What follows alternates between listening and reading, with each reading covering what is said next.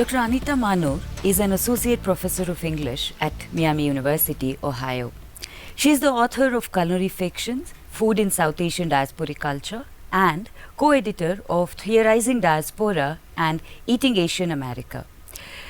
Her articles have appeared in Mellis, Cultural Studies, American Literary History, Journal of Postcolonial Writing, and several edited collections. Welcome to Christ, Dr. Manur. It is a pleasure to converse with you about your preoccupation with your culinary narratives. Thank you. It's very nice to be here. I would like to begin our conversation by asking why such huge preoccupation with culinary narratives. I ask this question particularly because in your book, in the acknowledgement especially of your book Culinary Fiction, you make a distinction between your approach, your own approach, your mother's approach and grandmother's approach. Right. So my specific question would be, is this preoccupation with culinary narratives, is it a personal quest or an intellectual inquiry? How do you see this? Yeah, no, that's a great question. I think initially it began as something that I experienced personally, right? So I grew up, I'm of Indian origin, actually from Karnataka, and I grew up in various countries in diaspora, Papua New Guinea, Malaysia. And so much about understanding what it meant to be Indian was, and also the gendered aspect of it, was taught to me through cooking, right? So how do you socialize is, how do you learn about what it means to be Indian? It's to become familiar with a certain kind of repertoire around cooking. So that was a very personal sort of introduction. But then as I entered graduate studies and started thinking about my research, I started thinking about the questions I was reading about in terms of like authenticity, nationalism, and thinking about where does the culinary fit into this, because so much of the way that we construct ideas of nation and diaspora have to do with culinary identities. And there wasn't a lot of work. Now there's so much interesting work that's happening, but I really wanted to sort of probe into this and ask the kinds of questions about gendered ideology and nation and food, but really centering food in that context and looking what was being written, what was in the cookbooks, what were people's experiences, and how does fiction become a place to imagine these ideas. So in that sense, it's both a personal and an intellectual interest that sort of came together, and it sort of sustained me for many years now. But you also see that kitchen and food is a very organic unit of a part of all our regular life, right? But when you look at these as spaces, kitchen and food as spaces, there is always a kind of contestation. It appears to be a very contested, very dynamic, at the same time very contested space. Right. So is it possible, do you think, for any generation, for any culture, whether it is diasporic or any other culture, to define these spaces in a very gendered fashion? For example, either as feminine or feminist or nationalistic or ethnic. Do these, kind of markers conflate and create the contested space? Yeah, I mean, I think a little bit of both, right? I don't think people will necessarily actively go to the kitchen and think this is a very gendered space, right? But we sort of understand gender, we understand family roles, we understand heteronormativity through the way in which we enter into the space of the kitchen. And one of the things that I always sort of noticed, right, is that certainly we can say things are changing in different ways, things have always been changing, but that there was a particular kind of acknowledgement that certain conversations that were not sort of circumscribed by patriarchy could happen in the kitchen, right? And it was in a very mundane thing with chopping vegetables, especially, when, for me, it was with me and my mother, or if I visited Mangalore, where my grandmother lives, it was, it was my grandmother, my aunties. And so there's a kind of conversation about everydayness that can happen. And so I think there is a way that there's both, there'll be discussions about marriage or children, but there'll also be subversion, right? So there's a lot of interesting conversations that happen in the kitchen. And I think there's, we sort of have all heard about, Virginia Woolf talking about the importance of having a room of one's own, right? And a space for writing. And I think it's also important to think about what does it mean to have your own kitchen, right? And to have that kind of space to cook, and for it not to be sort of necessarily always under a male gaze, right? Okay. And, what kinds of possible alliances can women form in the kitchen? And then I'm always interested in sort of the moments where that sort of logic that it's always about family, it's always about cooking for husbands or sons, is it disrupted? Like what happens if women are cooking for each other or learning from each other? And so I think there's always these kind of contingencies that you were mentioning where ideas can be subverted but still working within a particular logic, right? That is powerful because it's not always visible. Okay. My next question perhaps would be little connected with what you're saying, but in his essay, Dr. U.R. Ananthamurthy, being a writer in India, talks about the house into as front yard and backyard. Oh, okay. Yeah. And he says front yard is where he kind of imagines the entire patriarchal or the man's world. Where different languages from Kannada, Sanskrit, English, as well as epics and newspapers were read and discussed, and all the economics of the household was discussed in the front yard. Backyard is the world of the women. The women's domain. Yeah, and there it was not a hierarchical world. All the women would gather together and talk gossip about the village, exchange recipes. If there is something left over, that would be given for the other person and they would eat it. And as they eat, as they exchange all these gossips, they would also kind of talk about their own grievances, their household issues, problems. So how he visualizes in terms, how does he connect these two worlds to be a writer, is he says, the exposure to the front yard made me an intellectual and an English professor. If I was not exposed to the backyard of my house, I would not have been a creative writer. Oh, interesting. So do you see this kind of amalgamation within you as a researcher, as a woman, because you are looking at kitchen?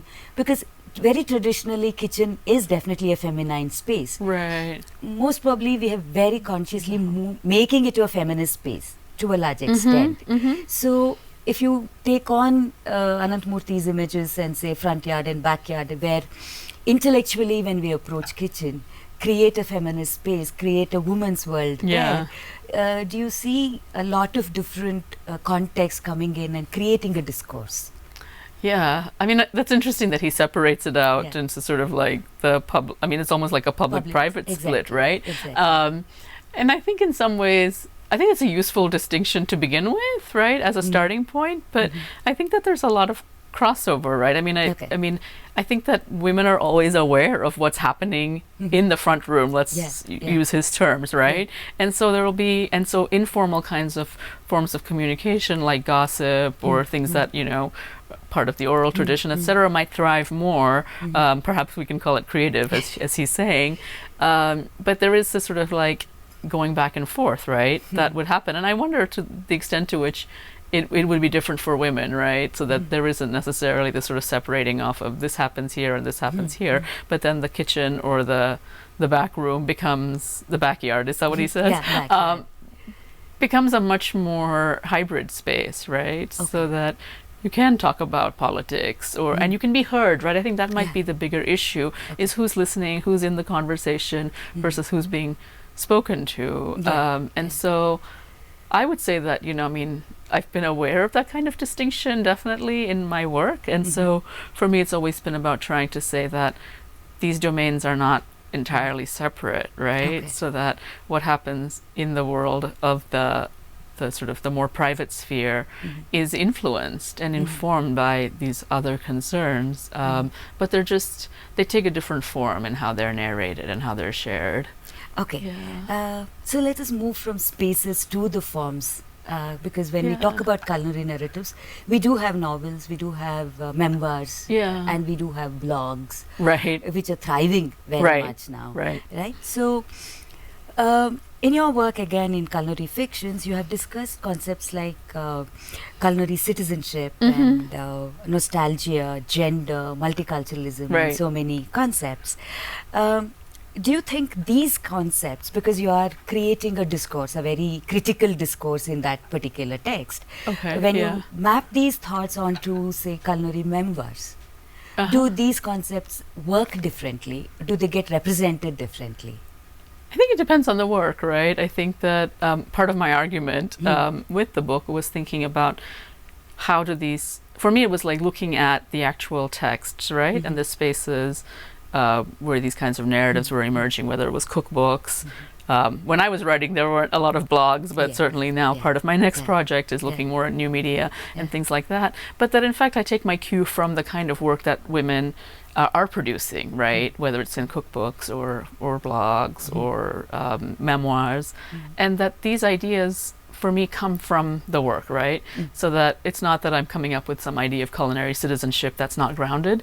It's really about the kind of ways that they are talking about creating these kinds of spaces and possibilities. And so for me, the whole idea of culinary citizenship comes from really thinking about the forms of belonging that are made possible through the way that the writers imagine them. So I would sort of say that, you know, the narratives come first before the concepts for me. Like the theorizing happens through what they're writing about. If that makes sense. Yeah. One of the clear distinctions that I'm noticing these days, because I do read a lot of food blogs. Yeah. Just because I keep looking for fun. recipes.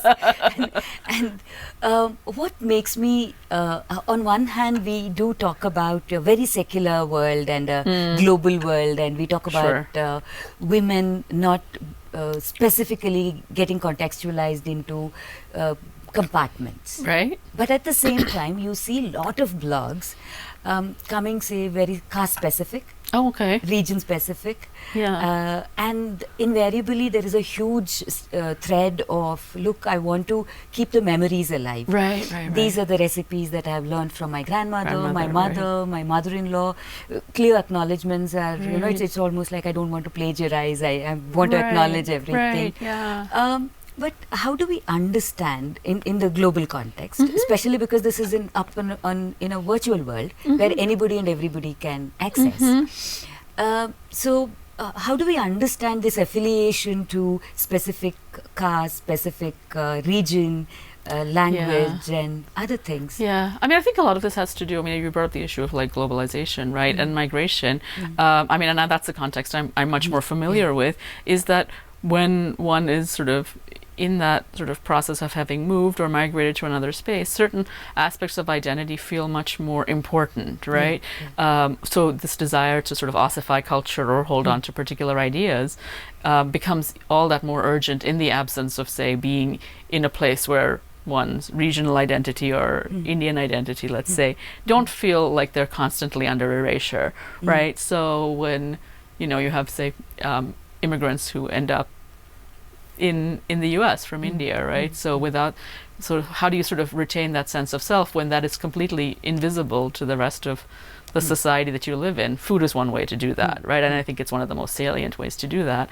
And so I think it's interesting that people have been turning to blogs, right, as a way to document that, but also to create maybe not necessarily it may not necessarily be the initial aim, right? But then eventually it creates a kind of community of other people who are like that, right? So I mean, it's almost like it sort of works along the sort of logics of what Benedict Anderson talks about, right? These imagined communities, except that instead of newspapers, people are reading blogs. And so you can sort of imagine yourself having sort of forms of kinship with people who are, you know, I don't know, like, you know, other Kannadigas in North America who you may not have necessarily connected with, and so reading their stories and their histories, and I think I think it's not a coincidence, although I haven't done any research into these, that certain kinds of lifestyle blogs have emerged at the moment when many families are sort of separated, you know, some in India and then you know, the younger people in the US, and so thinking about how do you sort of hold on to that cultural piece becomes one way to do it, right? Yeah. What is your opinion about, say, shows like Madhur Jaffrey has Indian curries where she travels across Britain, Scotland, looking for authentic curries, and those curries are not available in India. If you look at Indian cuisine in terms of cuisine itself, those are not the curries that we prepare. I mean, they're the kind of adapted, appropriated sensibilities about Indian cuisine. Right, like chicken tikka masala. That's all that. Those kinds of things. How do we view that? Is it merely an appropriation? Because when I discuss this with my students, they don't see the distinction. See, this is how we contribute to the larger process of globalization is how right. they negotiate it very Right. easily. Right. For me, it is not. not that How do I simple. understand that? Because for me, chicken is not in chicken tikka masala, or curry is not the way British view curry to be and Right, consider that right. as Indian cuisine. Yeah. Are these are we perhaps the previous generation a little more, sticklers for Yeah. purity, or are our younger generation The desire lot for, I think, authenticity or purity, or this idea that there's something very pure, was something that was very much a central Yeah. question for me when I started my research. And in a way, it's more on the back burner now. Terrible pun, but I think there's a couple of different things that are happening, right? I mean, I don't think. I mean, there are cases where there are people who are saying, "Let me introduce you to this food of India," right? So you sometimes see chefs, white chefs, etc., appropriating the cuisine, and it just doesn't. And I mean, I think always thinking of it in terms of appropriation is problematic, but at the same time, it's why do these particular people become visible as sort of the exemplars of this food? But then also, food is always changing, right? We certainly don't eat the same things today as people ate thousands of years ago. I mean, if it wasn't for colonialism, I'm not advocating for colonialism, but I mean, so many of the ingredients that we think of as fundamentally Indian, right, came through the Columbian exchange, and chilies, tomatoes. Like, we can't even imagine that these wouldn't be an Indian food, but they came from what was called the New World, right? And so, in that sense, what is Indian food, right? At the same time, we sort of do intuitively know that something feels like it is Indian versus something that feels sort of hybridized, and then is claiming. I think the problem is sometimes then it seems like that is then serving as a proxy, right? That somehow chicken tikka masala is all we need to know about India, and yet there's nothing to do with India. But there's a fascinating history about how this dish came to be British, right? But also, I think the question is, what are the things that what are the terms under which certain things become legible, other foods don't become legible, and at least when we think about Indian food globally, it's always a particular kind of Indian food, right? It's not, it's often, at least in the United States, it's heavily influenced, like it's just cream laden, so much malai and everything, and it's all tastes the same. And so having regional foods has been, especially in the larger cities, is one way to kind of see that there is a greater variety and that there isn't this sort of monolithic cuisine. So, right. Okay. You have also talked about hyperreal eating. Oh goodness, yes, that was a long time ago. Yes. Yeah, but how do you see this happening in the age of Instagram and Facebook? Because recently, one of my friends was saying that two people were eating in a restaurant, and the people around them, the hotel staff, became little concerned because they did not take selfie, they did not upload anything. They were chatting with each other, and then dug into the food. So immediately the person. So why aren't they taking pictures? They're not enjoying their meal if they're not. So he came and asked That's them, funny. "Are you okay? Is everything all right?" And the people asked him, "Why? What happened?" "You have not taken up any photos so far. You have not, taken a selfie. You have not uploaded anything. You are just eating." It doesn't exist unless it's documented in social media. Yeah. So how do we understand that? What do you? Is it the peer pressure to show off that all these Instagrams and this kind of hyperreal eating? That's so interesting. I hadn't thought about that as hyperreal eating, but you're right, it is. And I wonder if, again, this is one of those things that's very specific, because just to kind of give an anecdote, like at the end of my meal last night, as we got the bill, the waiter said, "Can you please go to Zomato and write a review?" And I sort of thought this was a strange moment, because it was somehow like, I was like, shouldn't that be my choice, right? To think about it without the pressure of being in this sort of very visible setting while I'm getting the bill, or while my very kind hosts were getting the bill, to then write a review. So I said, no, thank you. I don't have a cell phone, right? So that kind of gave me, but it gave me sort of, it made me think a little bit about what that meant, right? Somehow the fact that we were eating the food and enjoying it Mm. was somehow not going to be as legitimate, Yes. was not going to be legitimized until it was Exactly. acknowledged on social media, right, Yeah. in some way or form.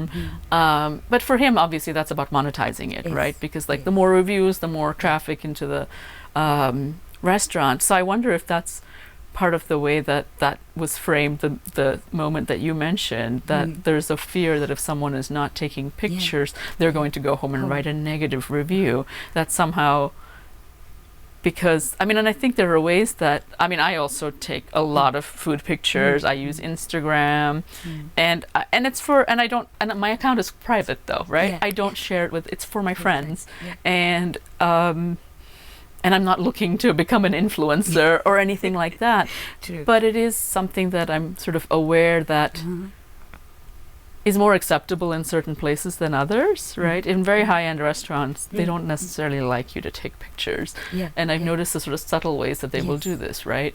By dimming the lights, making it difficult to take a photograph of food.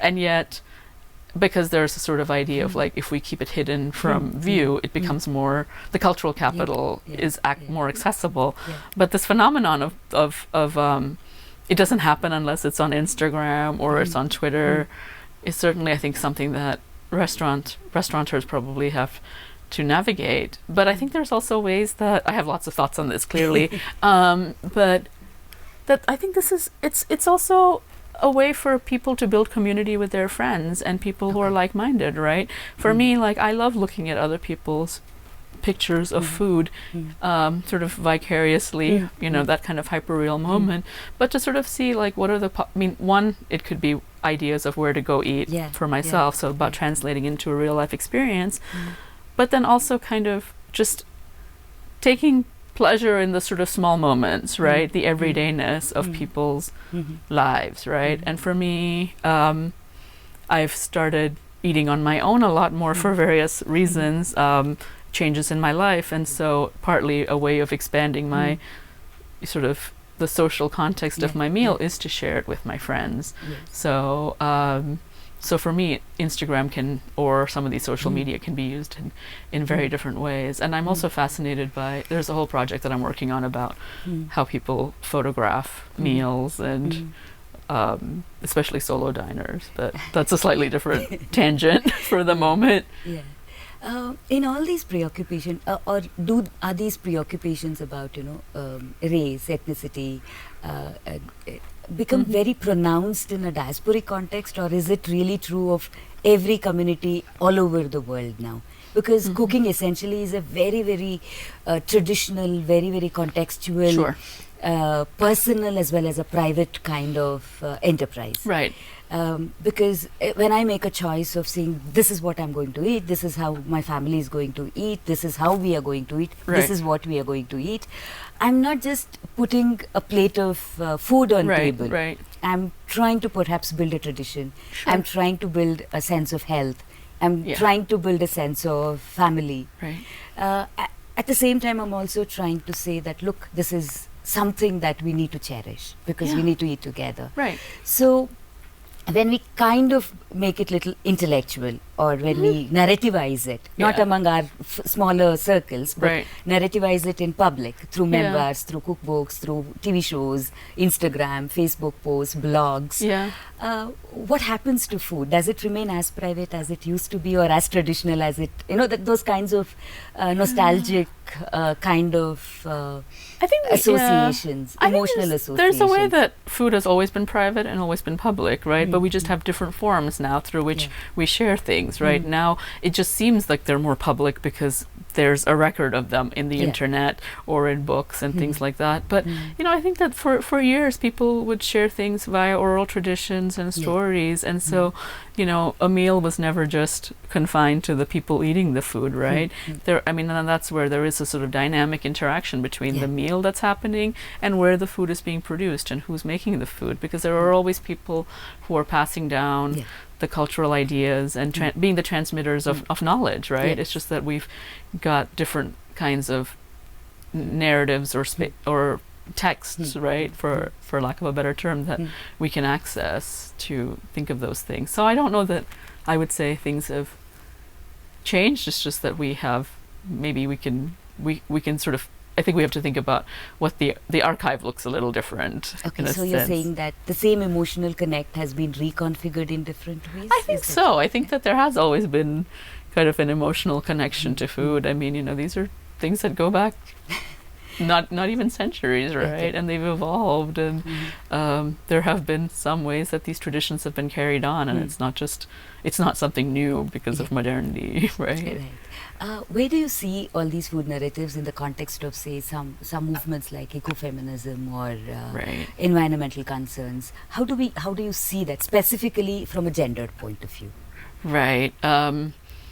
I think that one of the this is a question that I've been trying to think through. So that we have. I think that obviously in the last 15, 20 years, people are much more aware of where their food comes from and where it grows. And so at least in the type of sort of academic work I've done, there's a little bit of a separation, right? People thinking about food ecologies and food systems versus sort of the cultural piece. But I think in some ways, the context of in India would be really helpful for thinking about the places where these do come together, right? Because so if I think about sort of my own example, right, I'm always thinking about where do I buy food from? Do I buy it from a local farmer's market? Do I get it from the large grocery store chain?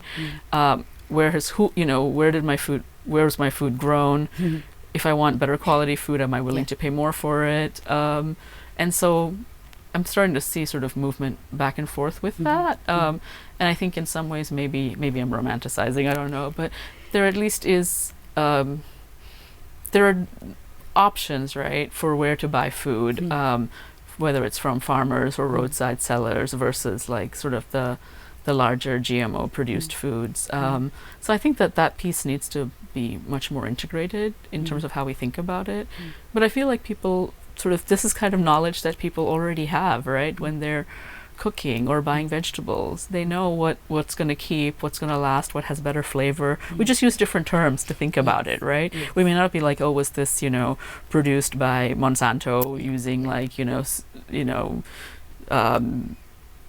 sort of GMO technology, but we know that doesn't taste as good. It's maybe a more beautiful fruit, but it doesn't have the same flavor as the mango that's grown organically, right? So okay, thank you, Dr. Manur. You have been very generous with your responses and thank you. time. Thank you. Thank you. We will be able to do this again sometime. Over food. Sure. Now I'm hungry again. Definitely. I'll cook for you and we can have a good conversation. Lovely. And now that's on tape. I'll hold you to it. Okay, thank you so much. Thank you.